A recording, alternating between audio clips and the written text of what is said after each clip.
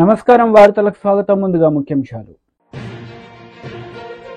TDP polit bureau సభ్యులు Vararamaiah media సమావేశం. YCP నేతలపై ఫైర్. మాజీ ఎమ్మెల్యే జగ్గారెడ్డి ప్రెస్ మీట్. ఇరు పార్టీలపై ఫైర్. వారాహి విజయబేరి బహిరంగ సభలో జనసేన అధినేత పవన్ కళ్యాణ్ పాల్గొన్నారు. ఈ సందర్భంగా ప్రజలను ఉద్దేశించి ఆయన మాట్లాడారు. ఏర్పాటు చేసుకొని వారి మాట కాదన్న వాళ్ళని ఈ రకంగా చంపేయటం, హింస పెట్టడం, బెదిరించటం, మానసిక క్షోభకు గురి చేయటం వాళ్ళకి అలవాటైపోయింది. ఆ కళ్ళకుంటలో వాళ్ళ సొంత గ్రామంలో ఏజెంట్గా కూర్చోవటం అతని పాపం అండి. ఒక దళితుడు, ఒక మాదిగ కులానికి చెందినవాడు ధైర్యంగా నా తెలుగుదేశం పార్టీ తరపున నేను కూర్చుంటానని ఏజెంట్గా కూర్చుంటే చంపేస్తారా? అంటే ఎస్సీలు ఉండొద్దా? ఈ రాష్ట్రంలో ఉండొద్దా? నా ఎస్సీలని ఓట్లు దొబ్బుకు తిని ఈరోజు చంపేస్తారండి ఎస్సీలని. నేను అందుకే జగన్మోహన్ రెడ్డి ప్రజాక్షేత్రంలో తేల్చుకుందాం ఉన్నాను. ఇదా ప్రజాక్షేత్రం తేల్చుకోవటం అంటే? ఈ రాక్షసత్వమా? ఎక్కడ వాడు ఇది చంబల్లోయ గ్రామాలకు 100 గ్రామాలు కలిపితే చంబల్లోయలో ఈ కళ్ళకుంట గ్రామం అని చెబితే సిగ్గుపడాలా? అక్కడున్న పోలీసు వ్యవస్థ కూడా ఆలోచన చేయాలా? ఈరోజు నా బిడ్డ అంతా భార్య బిడ్డలు ఎటో పోయారు, వీడెటేటో తిరిగాడు. ఈ రోజున ఇక్కడికి వచ్చారు కాబట్టి ధైర్యంగా 2 మాటలు చెప్పగలిగాడు. ఇక్కడ 13వ తారీఖున జరుగుతాయి. ఈ రోజంతా 26, 13 రోజులు ఎక్కడెక్కడో తిరిగాడు. వాడు ఎంత బాధతో తిరిగి ఉంటాడో, ఎంత వేదంతో తిరిగి ఉంటాడో, ఎంత భయంతో తిరిగి ఉంటాడో. భార్య బిడ్డలు ఎక్కడో ఉన్నారో, వాళ్ళు బతుకున్నారో చచ్చారో తెలియని పరిస్థితి. నేను అడుగుతున్నా, అందుకే అసలు దళిత వర్గాలకు అసలు స్వాతంత్రం వచ్చినట్లా ఈ భారతదేశంలో? రాజ్యాంగం లేదా? పోలీసు వ్యవస్థని, ఆ మాచంలో ఉన్న పోలీసు వ్యవస్థని ఏమనాలి? వాళ్ళు పోలీసులా? ఇంకా సిగ్గు లేకుండా ఆ సజ్జల రామకృష్ణారెడ్డి, ఆ అంబటి రాంబాబు వీళ్ళందరూ మాట్లాడతారు అక్కడ. వాళ్ళకేదో ఏది పిన్నెళ్ళకేదో అన్యాయం జరిగిందట. సిగ్గు ఉండాలి మాట్లాడటానికి, శరం ఉండాలి మాట్లాడటానికి. ఏం సమాధానం చెబుతారు? ఈ మాదిగ కులస్తులైన ఈ మాణిక్యరావుకి, వాడి భార్య బిడ్డలకి ఏం సమాధానం చెబుతారు మీరు? తప్పకుండా ఈ విషయాన్ని డీజీపీ దృష్టికి తీసుకెళ్తాం, ఎలక్షన్ కమిషన్ దృష్టికి తీసుకెళ్తాం. ఇప్పుడు ఈ విషయాన్ని అతన్ని వెంట పెట్టుకుని మా ప్లేడర్ గారు మంగళగిరి రూరల్ పోలీస్ స్టేషన్కి వెళ్తారు. అక్కడ 0 FIR రిజిస్టర్ చేయమని కూడా అక్కడ కంప్లైంట్ ఇస్తారు. తప్పకుండా ఇతన్ని చంపడానికి ప్రయత్నం చేసి, మానసిక క్షోభకు గురి చేసి, భార్య బిడ్డలను కొట్టి ఆ వీడియో చూపించడం ఏం సంస్కృతి రా మీది? మీ దుంపల దాకా నిజంగానే చంబల్లోయ ఆ దుర్మార్గుల కంటే మీరు ఎక్కువలా కనపడుతున్నారు. భార్య బిడ్డల్ని కొట్టే వీడియో తండ్రికి చూపిస్తే, తన బిడ్డల్ని కొట్టే వీడియో, భార్యని కొట్టే వీడియో చూపిస్తే వాడు మానసికంగా ఎంత క్షోభకు గురై ఉంటాడండి. ఇదేమి దుర్మార్గపు ఆలోచన? ఇదేమి మీ రాక్షసానందం? ఇదేమి దెయ్యాలు రాక్షసులు చేస్తారు ఇట్లాగా? చాలా బాధగా ఉంది, చాలా బాధగా ఉంది. తోటి కులస్తులుగా నేను చాలా బాధపడుతున్నాను. వాడికి వదిలేస్తే మా చెల్లి వెళ్ళరా అంటే చంపేస్తారు. నీ భార్య బిడ్డలు ఎక్కడో ఉన్నారు సార్, నాకు టచ్లోకి రావట్లేదు వాళ్ళు. అందుకని నేను ఎలక్షన్ కమిషన్ అడుగుతున్నా, డీజీపీని అడుగుతున్నా, సిఎస్ చీఫ్ సెక్రటరీ గారిని అడుగుతున్నా, వాట్ ఈస్ దిస్? ఆంధ్రప్రదేశ్ రాష్ట్రంలో ఉన్నామా? ఏదైనా డిక్టటోరియల్ గవర్నమెంట్లో ఉన్నామా? ఏదైనా టెర్రరిస్ట్ గ్రామంలో ఉన్నామా? ఒక్కసారి ఆలోచన చేయండి అని చెప్పి కూడా తెలియచేస్తూ, పాత్రికేయ సోదరులారా, మీరు కూడా ఇవన్నీ కూడా అన్ని ఉన్నట్టు రాయాలా, ప్రజల ముందు పెట్టాలా? ప్రజలే ఈరోజు న్యాయ నిర్ణేతలు, ప్రజలే బుద్ధి చెప్పాలా. ఇటువంటి దుర్మార్గపు పాలకులకి ప్రజలే బుద్ధి చెప్పాలా, ప్రజలే చెప్పు తీసుకొని కొట్టాలా ఇటువంటి దుర్మార్గుల్ని. సారీ, నేటువంటి మాట నా నోట రాదు, కానీ తప్పదు. వాడి బాధ చూసిన తర్వాత ఎక్కడికి వెళ్తాడు వాడు? లక్కీగా చంద్రబాబు గారు అది గమనించాడు కాబట్టి, చంద్రబాబు గారు నాకు డైరెక్షన్ ఇచ్చారు కాబట్టి వచ్చాడు. వాడు ధైర్యంగా ఉన్నాడు. వాడు భోంచేయాలంటే భోంచేయాలి, నాకు ఎక్కదండి, నా పిల్లలు తిన్నారో లేదో. కాంగ్రెస్ నేతలు మీడియా సమావేశం నిర్వహించారు. ఈ సందర్భంగా పలు అంశాలపై వారు మాట్లాడారు. గ్రామాలకు పంపించే విధంగా ధాన్యం ఉండాలని ఆ రోజులలో మరి జవహర్లాల్ నెహ్రూ గారు దూరం ఆలోచనతోటి ఎఫ్సిఐ ఏర్పాటు చేసుకోవడం జరిగింది. ఈ ఎఫ్సిఐ వల్ల ధాన్యము నిల్వలు ఉంచుకోవడానికి, ఇప్పుడు సపోజ్ మనం ఇప్పుడు సూపర్ బజార్ బియ్యం వస్తున్నాయి చూడండి గవర్నమెంట్ పరంగా ఫ్రీగా, అది ఎఫ్సిఐ ఆ రోజు నెహ్రూ గారు ముందు జాగ్రత్తలో ఆ గోదాంలో ఏర్పాటు చేసింది కాబట్టి ఆ ధాన్యమే ఇప్పుడు మన సూపర్ బజార్లలో ఇచ్చే బియ్యం అవే ఎఫ్సిఐ ద్వారా వచ్చే బియ్యమే. సెంట్రల్ గవర్నమెంట్లో అట్లా తయారు చేసి పెట్టారు ఆ రోజు జవహర్లాల్ నెహ్రూ గారు. అంటే ఎంత ముందు చూపు చూడండి. ఆ రోజు నెహ్రూ ప్రధానమంత్రిగా ఉన్నప్పుడు భారతదేశం యొక్క జనాభా 40 కోట్లు, ఈరోజు భారతదేశం యొక్క జనాభా 140 కోట్లు. ఈ ఈ ఈ ఇంత ఈ 76 సంవత్సరాలలో 40 కోట్ల నుంచి 140 కోట్ల జనాభా ఈరోజు భారతదేశము ప్రజానీకము ఉంది ఈ రోజున.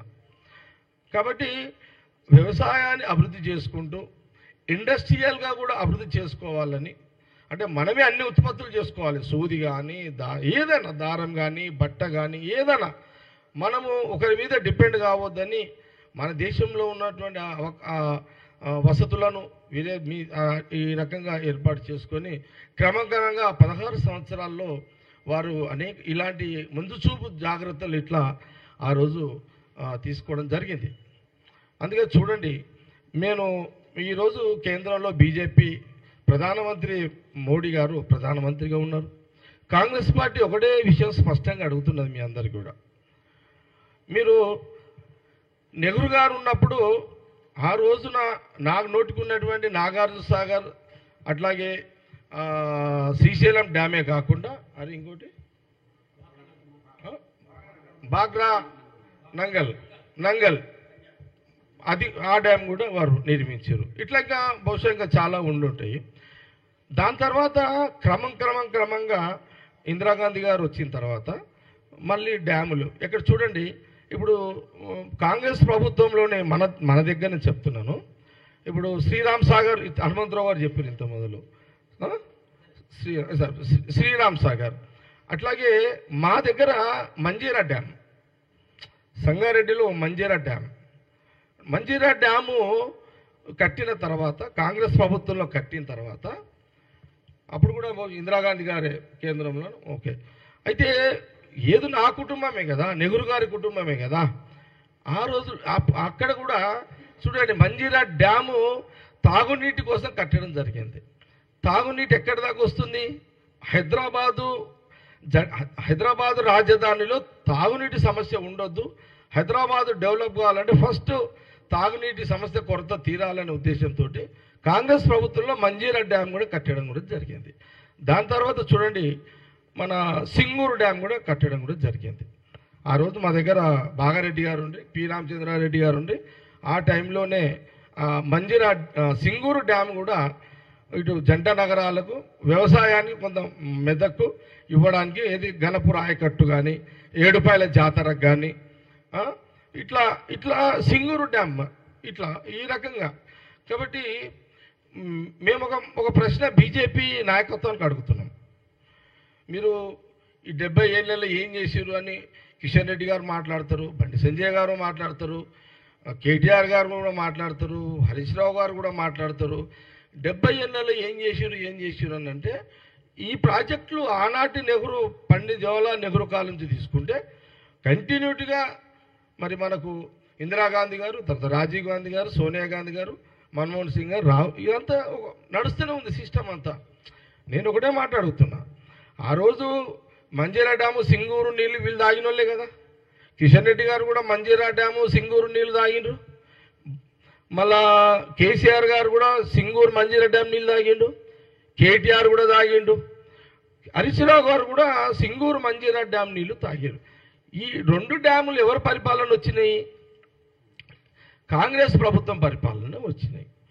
ఇది మీకు డైరెక్ట్ ఎవిడెన్స్ కదా, మీకు డైరెక్ట్ ఎవిడెన్స్ ఇదంతా. ఇదేదో మేమేదో కళ్ళబొల్లి మాటలు చెప్తలేదు, ఇది వాస్తవాలు కాబట్టి మీకు చెప్తున్నాను. మీరు చెప్పండి, మేము జీవితం మొత్తంలో సింగూరు మంజీరా డ్యామ్ నీళ్లు తాగలేదు, ఇవి కాంగ్రెస్ ప్రభుత్వం రాలేవని మీరు ఛాలెంజ్ చేయగలుగుతారా? బీజేపీ కిషన్ రెడ్డి గారు హైదరాబాద్లోనే ఉన్నారు కదా, హైదరాబాద్లో కొన్ని ఏళ్ళు మంజీరా డ్యాము నీళ్లు సింగూరు నీళ్ళు వచ్చినాయి కదా, ఆ నీళ్లు వారు తాగిరు కదా, తాగలేమని చెప్పగలుగుతారా? నేను తాగనే లేను. నేనేమంటున్నా అంటే మీ రాజకీయ ఉనికి కోసం మీరు ఏదైనా మాట్లాడుకోండి, అది వేరు. కానీ ఏం చెయ్యలేదు అనే మాట మీరు అనొద్దు అనేది Congress party BJP leader media సమావేశం నిర్వహించారు. ఈ సందర్భంగా పలు అంశాలపై ఆయన మాట్లాడారు. క్షేత్ర స్థాయిలో జరుగుతున్నటువంటి అవినీతిని కానీ అక్కడ జరుగుతున్నటువంటి అధికంగా జోకేటువంటి ప్రక్రియను కానీ మీరు ఆపే ప్రయత్నం చేశారని అడుగుతున్నా. చర్యలు తీసుకుంటాం. ఎవరి మీద చర్యలు తీసుకుంటారు? కుంభకోణాలన్నీ ఇంత పెద్ద ఎత్తున కనబడేట్టు కనిపిస్తున్నా కూడా దాని గురించి మాట్లాడినటువంటి మీరు ఈరోజు చర్యలు ఎవరి మీద తీసుకుంటారు? మీరే తప్పు చేసి మీరే చర్యలు తీసుకుంటామంటే దొంగ అన్నట్టున్నది ఇది. నేను ఒకటే అడుగుతున్నా, ఈరోజు ఇంతగానో మాట్లాడుతున్నారు కదా, మరి మా నాయకుడు కిషన్ రెడ్డి గారు ఫీల్డ్లోకి వెళ్ళారు. కిషన్ రెడ్డి గారు ఫీల్డ్లోకి వెళ్ళేసి అక్కడ ఉన్నటువంటి రైతుల సమస్యలు తెలుసుకునే ప్రయత్నం చేశారు. కానీ మీరు కనీసం ఫీల్డ్ కూడా నువ్వు సంబంధిత మంత్రిపై ఉండి ఫీల్డ్కి వెళ్లకుండా అసలు తప్పే జరుగుతలేదని చెప్పేసి మిదండవాదం మాట్లాడితే దాని గురించి ఇంకా మేము ఏం దీని గురించి మాట్లాడాలో మాకు అర్థం కావడం లేదు.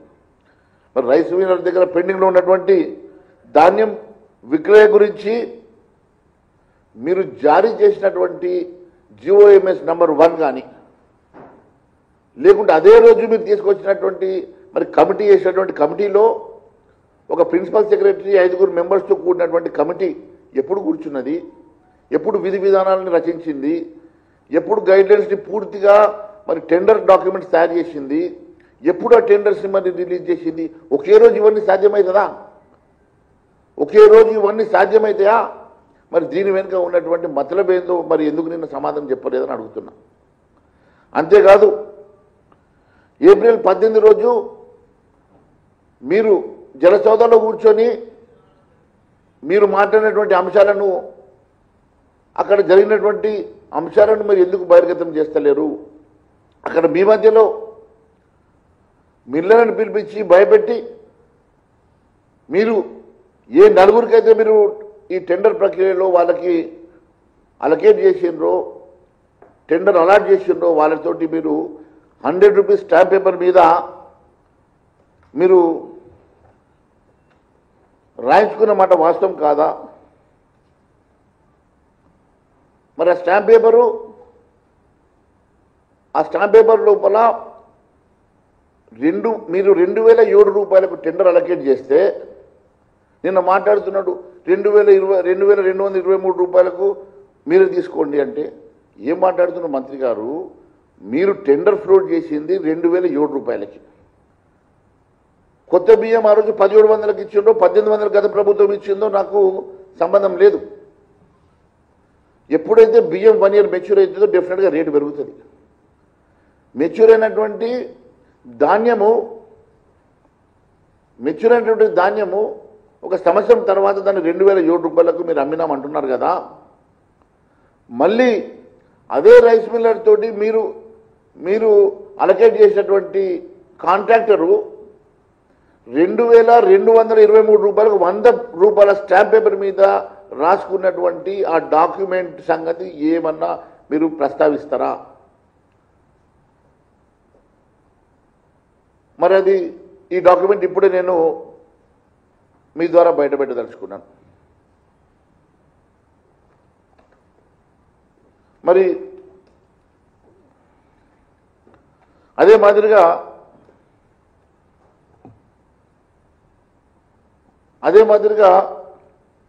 18 ఏప్రిల్ రోజు రైస్ మిల్లర్ను మీరు భయపెట్టి 100 రూపాయల స్టాంప్ పేపర్ మీద మీరు రాసిచ్చినటువంటి డాక్యుమెంట్ ఇప్పుడు నేను మీ ద్వారా బయటపెట్టబోతున్నా.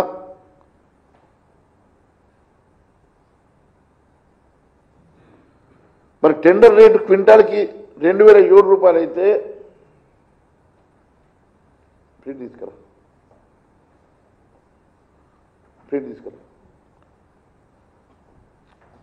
2007 రూపాయలు అయితే ఇప్పటి వరకు ఆ 4 కాంట్రాక్టర్లు ఎంత ప్యాడీని లిఫ్ట్ చేశారు?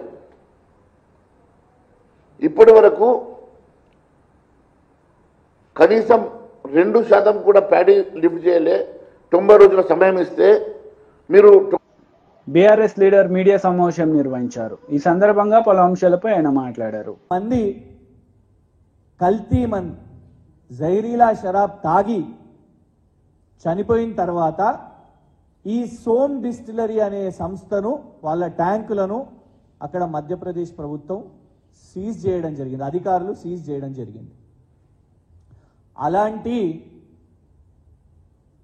అక్రమ మద్యం చేస్తున్న సంస్థను కాంగ్రెస్ ప్రభుత్వం, కాంగ్రెస్ పార్టీ వాళ్లకు విరాళాలు వస్తున్నాయి కాబట్టి 1,35,00,000 25 లక్షల రూపాయలు పదే పదే ఎన్నికల కోసం వాళ్ళకు ఫండింగ్ వస్తున్నది కాబట్టి ఇవాళ కాంగ్రెస్ ప్రభుత్వం దొడ్డిదారిన ఎందుకంటున్నామంటే ఇక్కడున్న మీడియా ప్రశ్నించినా రాసినా కూడా దబాయించి, లేదు మీరు అట్లా రాస్తే, మీరు నిజాలు రాస్తే మీ మీద పరువు నష్టం దావా వేస్తాం, 100 కోట్లు అంటే భయపడిపోతాం కావచ్చు, అందుకే మీడియా రాయదు అని అనుకొని కాంగ్రెస్ ప్రభుత్వం, కాంగ్రెస్ మంత్రి అబద్ధాలు చెప్తూ ఇవాళ కొత్త బియర్ కంపెనీని ఇక్కడికి తీసుకొని వస్తున్నారు. ఎలాంటి బియర్ కంపెనీ?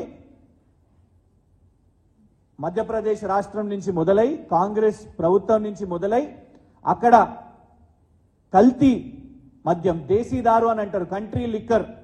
ఎవ్వరు గూగుల్లో కొట్టినా సోమ్ డిస్టిలరీ కంట్రీ లిక్కర్ అని కొడితే మొత్తం కూడా డీటెయిల్స్ వస్తాయి. ఇవన్నీ కూడా ఇవ్వండి. ఈ ఫండ్స్ అనేటివి మేము ఎలక్షన్ కమిషన్ ఆఫ్ ఇండియా ద్వారా తీసుకోవడం జరిగింది. ఎలక్షన్ కమిషన్ ఆఫ్ ఇండియా వెబ్సైట్లో వెళ్తే ప్రతి సంవత్సరం ఈ మందు అమ్మే, ఈ బియర్ అమ్మే కంపెనీ ఎన్ని రూపాయలు కాంగ్రెస్ పార్టీకి ఇచ్చింది అని స్పష్టంగా మీకు కనబడుతుంది. ఇది కాంగ్రెస్ పార్టీకి చాలా దగ్గరగా ఉన్న పత్రిక వైర్ అనే సంస్థ. వైర్ అనే సంస్థ వాళ్ళు కూడా రాసిన హెడ్డింగ్ చూడండి మీరు. CCI raids associate alcohols Som distilleries. Som distillery మీద రేడ్ జరిగింది. ఎందుకు అంటే the investigation is looking at price fixing of so called country liquor or low price locally made alcohol. Country liquor అంటే ఏంది? అది మళ్ళా తెలంగాణ రాష్ట్రంలో ఇవాళ కాంగ్రెస్ ప్రభుత్వం తీసుకురావాలనే ప్రయత్నం చేస్తున్నది. మళ్ళా గుడుంబాలు, ఇట్లాంటి బియర్ కంపెనీలు, వీటిని మొదలుపెట్టే కుట్రలో భాగంగా ఇవాళ కాంగ్రెస్ ప్రభుత్వం ఇందుకే ఇవాళ ఎందుకు మీకు ముడుపులు వస్తున్నాయి, బ్రూ ట్యాక్స్ అంటే ఏంటిది అని చాలా మంది అనుకుంటున్నారు కదా. ఇగోండి ఇవే బ్రూ ట్యాక్స్. వాళ్ళు పైసలు సంపాదించడానికి ఆత్రంలా 4-5 నెలలే అయ్యి ప్రభుత్వము ఇలాంటి పాలసీలు తీసుకొని వచ్చి మధ్యప్రదేశ్లో కల్తీ మద్యం చేస్తున్న కంపెనీలు ఎవరు చేపట్టయితే అక్కడ సావులు కూడా అయినాయో, వాళ్ళ మీద రేడ్స్ అయినాయో, అరెస్ట్లు అయినాయో, కేసులు ఉన్నాయో, అట్లాంటి వాళ్ళను దిగ్విజయ్ సింగ్ గారు ఇక్కడ ఉన్న ఇన్ఛార్జు, వారికి సంబంధాలు ఉన్న కంపెనీ, కాంగ్రెస్ పార్టీకి సంబంధం ఉన్న కంపెనీ నిధులు ఇస్తున్నది కాబట్టి అట్లాంటి కంపెనీని ఇవాళ తెలంగాణ ప్రభుత్వం ఇక్కడ తీసుకొని వస్తున్నది. దీని మీద మళ్ళా కేసేస్తారా? టీడీపీ లీడర్ మీడియా సమావేశం నిర్వహించారు. ఈ సందర్భంగా పలు అంశాలపై ఆయన మాట్లాడారు. నిర్లక్ష్యంగా వ్యవహరిస్తా ఉన్నారు. మరొకసారి మేల్కొల్పి ఆ పింఛన్దారులకి ఇంటి దగ్గరే పెన్షన్ వెళ్ళాలి, పంపించండి, పంపించమని గట్టిగా ప్రశ్నించండి, కళ్ళు తెరవమని చెప్పండి. చీఫ్ సెక్రటరీకి ఎన్నికలు అయిపోయాయి, జగన్మోహన్ రెడ్డి పని అయిపోయింది, ఇంకా మీరు స్వామిభక్తి కట్టిపెట్టండి. నెలాఖరు కల్లా ప్రతి సచివాలయంకి ఏ సచివాలయ పరిధిలో ఎన్ని పింఛన్లు ఉన్నాయి, ఎంతమంది సిబ్బంది అవసరం అవుతారు, ఎంతమందిని ఈ కార్యక్రమానికి పంపించాలనేది ఇంతవరకు కలెక్టర్లతో చీఫ్ సెక్రటరీ మాట్లాడా? వీడియో కాన్ఫరెన్స్ పెట్టాడా? లేకపోతే సబ్ సిఇఓ బాధ్యత తీసుకున్నాడా? మురళీధర్ రెడ్డి కూడా సిబిఐ ఈడీ కేసుల్లో జగన్మోహన్ రెడ్డితో పాటు ముద్దాయిగా ఉన్నాడు, నిందితుడిగా ఉన్నాడు. కాబట్టి ఆయన కూడా స్వామిభక్తి ప్రకటిస్తా ఎంత దుర్మార్గం చేయాలో అంత దుర్మార్గం చేశాడు. మళ్ళొకసారి అధికార యంత్రాంగాన్ని చెప్తున్నాం, ఇవన్నీ సమీక్షించబడతాయి. ఇవాళ అమాయకులైన ఎవరైతే పింఛన్దారులు ఆ ఎండవేడికి బలయ్యారో ఆ మరణాలకి బాధ్యత వహించాల్సిన అధికారులు కూడా ఉన్నారు. వాటినన్నింటినీ కూడా సమీక్షిస్తాం. ఎవరైతే తప్పు చేశారో వాళ్ళ మీద కూడా చర్యలు ఉంటాయి. మళ్ళీ చెప్తా ఉన్నాం, ఈ నెలలో కూడా ఇమ్మీడియట్గా వీడియో కాన్ఫరెన్స్ తీసుకుంటారో, కలెక్టర్లతో మాట్లాడతారో, కలెక్టర్లకు ఆదేశాలు ఇస్తారో. చాలా క్లియర్గా చీఫ్ ఎలక్షన్ కమిషన్ దగ్గర నుంచి ఆదేశాలు వచ్చాయి, సిఇఓ దగ్గర నుంచి ఆదేశాలు వచ్చాయి. అయినప్పటికీ కూడా కావాలని ఎన్నికలు ఉన్నాయి కాబట్టి ఆ ఎన్నికల్లో ప్రభుత్వానికి లబ్ధి చేయాలనే chief secretary Jawahar Reddy, SERP CEO Muralidhar Reddy తీసుకున్న నిర్ణయాల వల్ల అమాయకులైన వాళ్ళు, ఎవరైతే పెద్ద వయసులో ఉన్న అవ్వాతాతలు, ఎవరైతే పాపం ఆ ఎండ దెబ్బకి, ఆ ఎండ వేడికి బలైపోయారో వాళ్ళందరికీ న్యాయం చేయాల్సిన బాధ్యత మా మీద ఉంది. తప్పకుండా ఈ తప్పు చేసిన అధికారులు కూడా మూల్యం చెల్లించుకుంటారు. అందుకనే మళ్ళీ చెప్తా ఉన్నా, చీఫ్ సెక్రటరీ జవహర్ రెడ్డికి ఇమ్మీడియట్గా కలెక్టర్ల కాన్ఫరెన్స్ తీసుకొని ఏదైతే వాళ్ళ 13,000 కోట్లు ఏప్రిల్ 1 పెన్షన్ ఇవ్వాల్సింది, మార్చి చివరి వారంలో దగ్గర 13,000 కోట్లు జగన్మోహన్ రెడ్డి ప్రభుత్వం వాళ్ళ తాబేదారులకి, వాళ్ళ పార్టీ ఎవరైతే ఏజెన్సీలు ఉన్నాయో వాళ్ళందరికి కూడా పింఛన్దారుల డబ్బులు 1వ తారీఖు, 2వ తారీఖు, 3వ తారీఖు కూడా రాని సచివాలయాలు ఉన్నాయి ఏప్రిల్ నెలలో. ఆ 13,000 కోట్లని ఆ ఏజెన్సీలకు డబ్బు కట్టడం వల్ల మళ్ళీ డబ్బు జమ అయ్యి 1వ తారీఖు, 2వ తారీఖు, 3వ తారీఖు కానీ సచివాలయాలకి ఏప్రిల్ నెలలో 70,000. మళ్ళీ మే 1 తారీఖు వచ్చేపాటికి కూడా ఏప్రిల్ చివరిలో మళ్ళీ ఒక 3,000 కోట్లు కాంట్రాక్టర్లకి, ఏజెన్సీలకి డబ్బులు ఇవ్వటం వల్ల మళ్ళీ మే 1 తారీఖును కూడా ఇబ్బంది పడింది మనం చూసాం. మళ్ళీ జూన్ 1 వస్తూ ఉంది. ఇంతవరకు మీరు ఎంత డబ్బు ఉంది, ఇవాళ ఖజానాలో డబ్బు ఉందా లేదా, 1,000 కోట్లు అప్పులు తీసుకొస్తా ఉన్నారు. ప్రతి వారం 2,000 కోట్లు, 4,000 కోట్లు, 5,000 కోట్లు, 10,000 కోట్లు ఇష్టారాజ్యంగా, మీ ఇష్టారాజ్యంగా అప్పులు తీసుకొస్తా ఉన్నారు. మొన్న కూడా ఆరోగ్యశ్రీ సంబంధించిన ఎవరైతే నెట్వర్క్ హాస్పిటల్స్ అన్ని కూడా రోడ్డెక్కి మరి వాళ్ళందరూ కూడా మాకు డబ్బులు. వార్తలు ముగించే ముందు ముఖ్యాంశాలు మరోసారి. టీడీపీ పోలిట్ బ్యూరో సభ్యులు వరలరామయ్య మీడియా సమావేశం, వైసీపీ నేతలపై ఫైర్. మాజీ ఎమ్మెల్యే జగ్గారెడ్డి ప్రెస్ మీట్, ఇరు పార్టీలపై ఫైర్. ఈ వార్తలు ఇంతటితో సమాప్తం. తిరిగి ప్రసారమయ్యే వార్తల్లో మళ్ళీ కలుద్దాం. అంతవరకు సెలవు. నమస్తే.